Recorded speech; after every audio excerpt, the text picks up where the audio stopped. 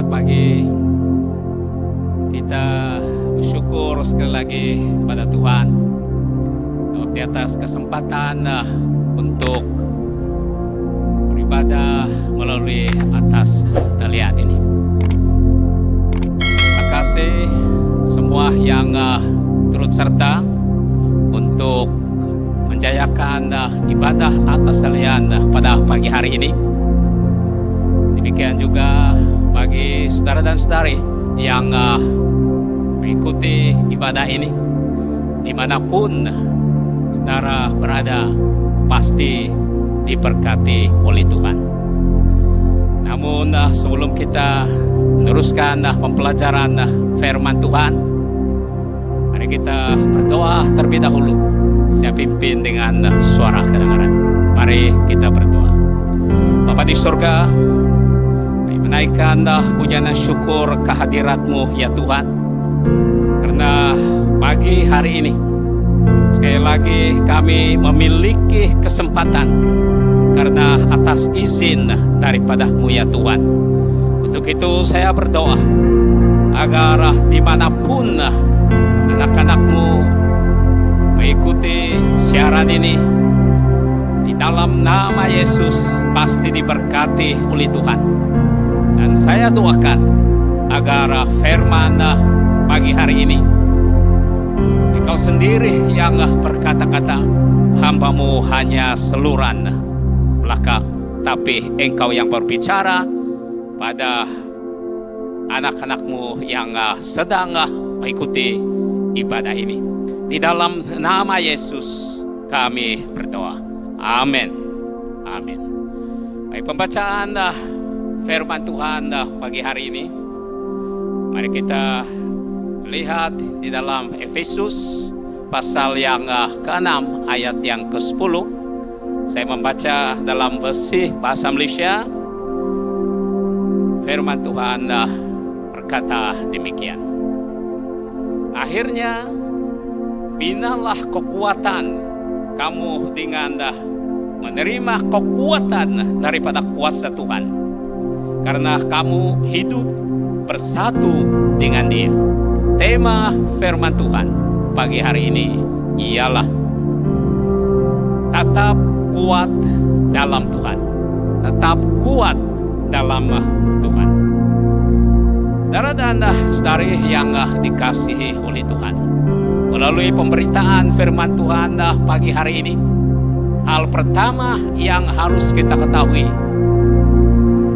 bagaimana kita kuat dalam Tuhan, yaitu kita memperhatikan di dalam ayat yang baru saja kita baca, di mana disebut kalimat di situ, binalah kekuatan. Ini hal pertama saudara dan saudari yang harus kita ketahui dalam pemberitaan firman Tuhan ini ialah bagaimana tetap kuat di dalam Tuhan. Disebut di dalam Efesus dalam pembacaan kita tadi, yang mengatakan binalah kekuatan, bentuklah kekuatan dalam kehidupan. Binalah kekuatan dalam kehidupan saudara dan saudari yang dikasihi oleh Tuhan. Dari mana kita memperoleh kekuatan?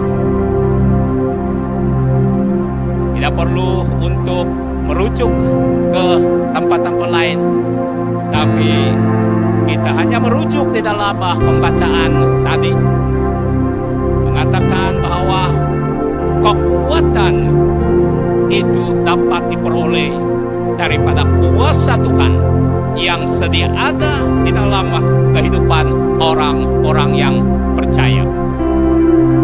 Bagaimana yang kita ketahui saudara dan saudari yang dikasihi oleh Tuhan, setiap yang percaya kepada Tuhan, yang sudah menerima Dia sebagai Tuhan dan Juru Selamatnya secara pribadi, bahwa Yesus ada di dalam hidupnya dan Dia ada di dalam Yesus Kristus, yang disebut di dalam istilah Yunani en Kristo.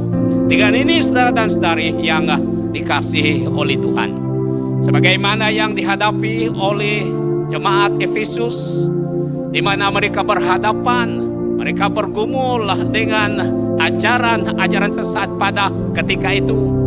Lalu mereka mencari kekuatan, bagaimana cara untuk mau mengatasi apa yang mereka hadapi.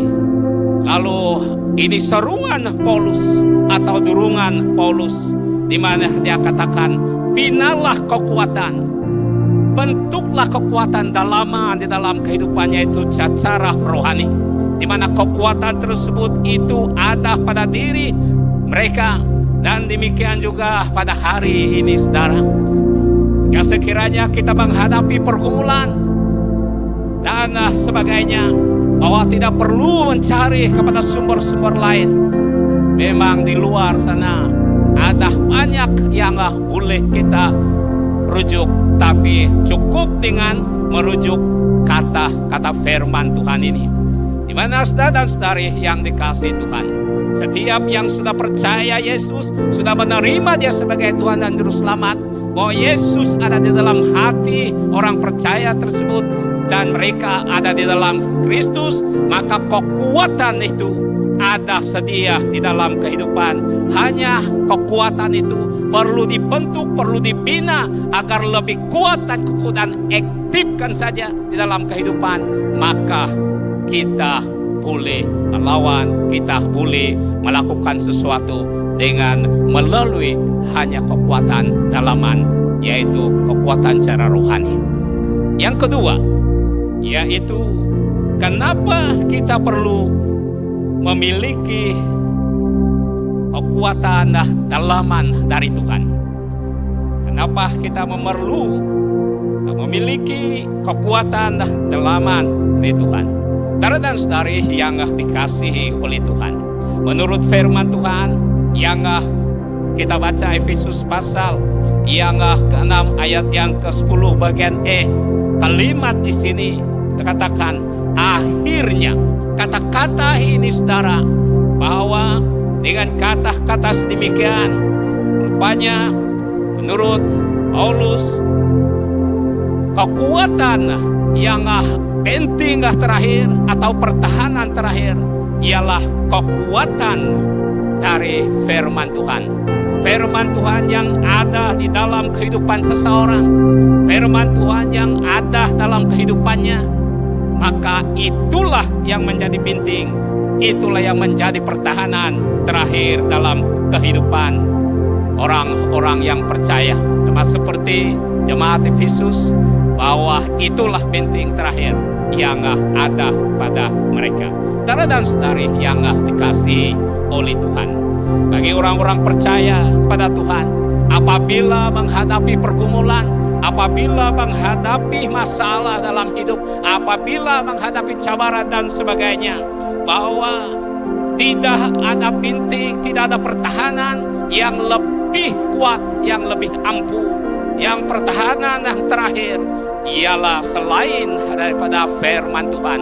Firman Tuhanlah yang merupakan penting yang terakhir. Oleh itu saudara dan saudari yang dikasihi Tuhan, pada waktu menghadapi sesuatu pergumulan, bahwa ambillah dalam firman Tuhan, karena ini adalah penting yang terakhir menurut Rasul Paulus dalam Efesus 6 ayat yang ke-10 ini.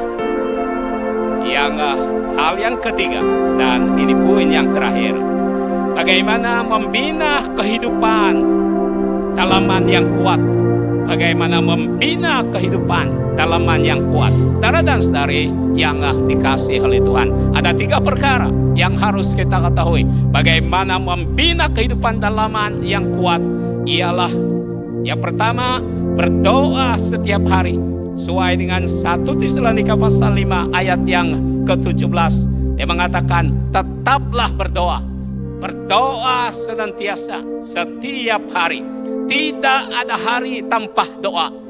Inilah merupakan satu kekuatan dalaman yang ada pada seseorang pada waktu menghadapi suatu pergumulan, sesuatu masalah dan cabaran di dalam kehidupan ini dengan mengamalkan doa setiap hari menjadi satu gaya hidup di dalam kehidupan seorang yang percaya.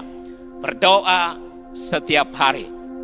Saudara dan saudari, hal yang kedua untuk membina kehidupan dalaman yang kuat ialah merenung firman Tuhan setiap hari. Merenung firman Tuhan setiap hari sesuai dengan Mazmur pertama ayat 2, di mana pemazmur mengatakan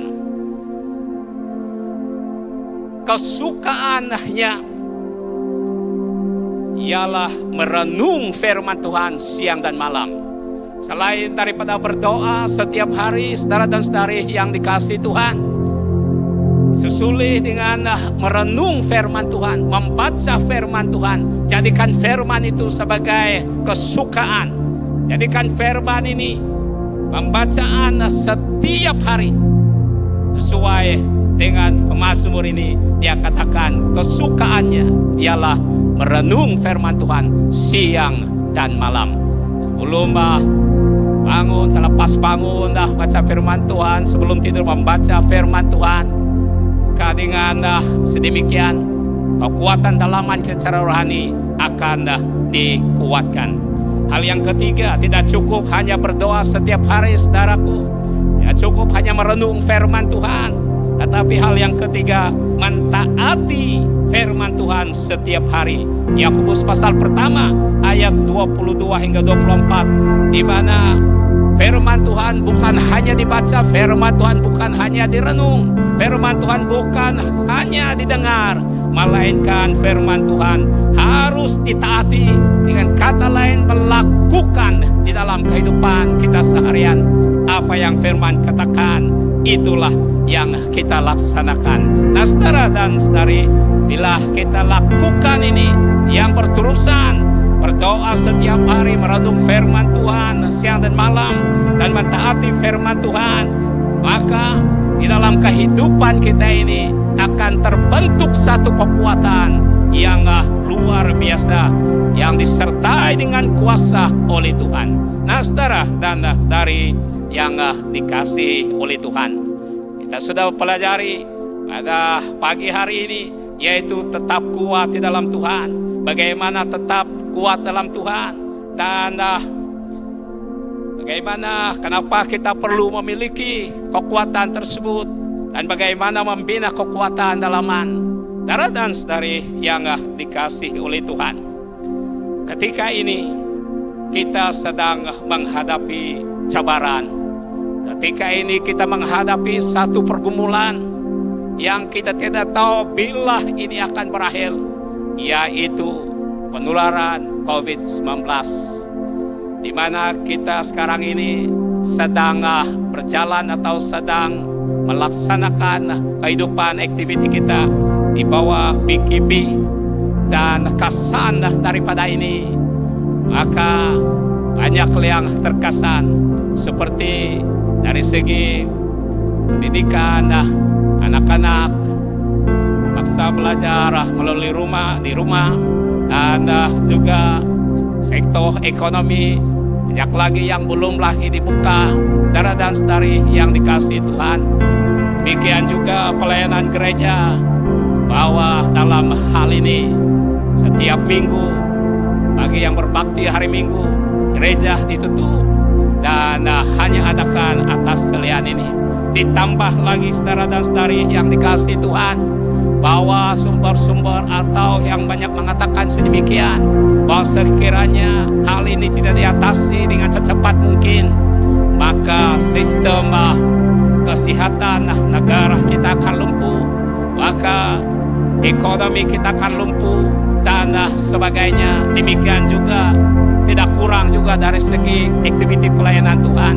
Memang ini sudah ada ciri-cirinya, saudara dan saudari yang dikasihi oleh Tuhan.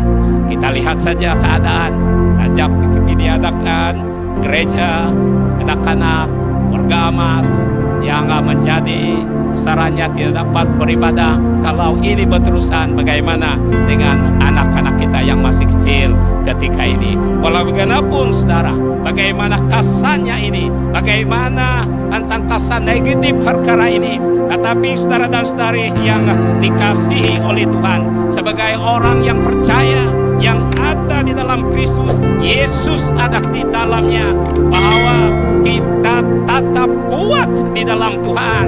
Amin, saudara-saudaraku. Oleh itu, kalau menjadi kuat di dalam Tuhan, marilah kita berdoa setiap hari. Marilah kita membaca firman Tuhan setiap hari.